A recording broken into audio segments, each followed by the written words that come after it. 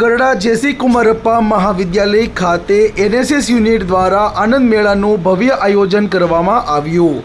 બોટાદ જિલ્લાના ગરડા શહેરમાં આવેલ જેસી કુમારપ્પા મહાવિદ્યાલય અને ગ્રામોદ્યોગ ખાતે એનએસએસ યુનિટ દ્વારા ભવ્ય આનંદ મેળાનું આયોજન કરવામાં આવ્યું હતું। આ મેળામાં તમામ વાનગીઓ વિદ્યાર્થીઓ દ્વારા તૈયાર કરવામાં આવી હતી। વિવિધ કૃતિઓ તૈયાર કરવામાં આવી હતી। આ આનંદ મેળાની મુલાકાત શહેર તેમજ ગ્રામ્ય વિસ્તારોમાંથી આશરે 700થી વધુ લોકો દ્વારા મુલાકાત લેવામાં આવી હતી। લોકોએ પોતાના પરિવારજનો સાથે આ આનંદ મેળાની મુલાકાત લઈ આનંદ વ્યક્ત કર્યો હતો। જેમાં તૈયાર કરવામાં વાનગીમાં જોવામાં આવે તો વિદ્યાર્થીઓ દ્વારા વડાપાવ, દાબેલી, પાણીપુરી, લચ્છી, ભેળપુરી, સમોસા, ભજીયા સહિતની વિવિધ વાનગીઓ વિદ્યાર્થીઓ દ્વારા તૈયાર કરવામાં આવી હતી। જે લોકો દ્વારા સ્વાદ ચાખવામાં આવ્યો હતો અને વિદ્યાર્થીઓને બિરદાવવામાં આવ્યા હતા। આ આનંદ મેળામાં 1 થી 3 ક્રમાંક મેળવનાર વિદ્યાર્થીઓને સન્માન પણ કરવામાં આવ્યું હતું। આ મેળાની મુલાકાત ગરડા શહેર તેમજ આજુબાજુના ગ્રામ્ય વિસ્તારોમાંથી મોટી સંખ્યામાં લોકોએ પરિવારજનો સાથે આ આનંદ મેળાની મુલાકાત લઈ અને વિવિધ વાનગીઓનો સ્વાદની ચાખણીઓ કરવામાં આવી હતી। જેમાં આ મેળાનું દીપ પ્રાગટ્ય કરી ખુલ્લો મૂકવામાં આવ્યો હતો।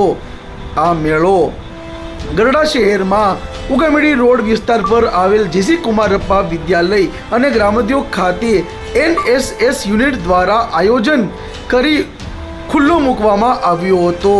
આ મેળો આજરોજ સાંજે 7 કલાકે ખુલ્લો મૂકવામાં આવ્યો હતો।